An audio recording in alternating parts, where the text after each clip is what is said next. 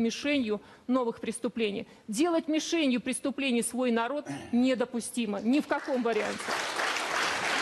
Да, прошу. Ну, есть на самом деле во Франции вот такая ситуация, когда в 60-х годах, когда я учился в школе, у нас был учебник по истории, где было написано в 732 году в городе Пуатье, где я родился, Шарль Мартель остановил движение ислама на север навсегда.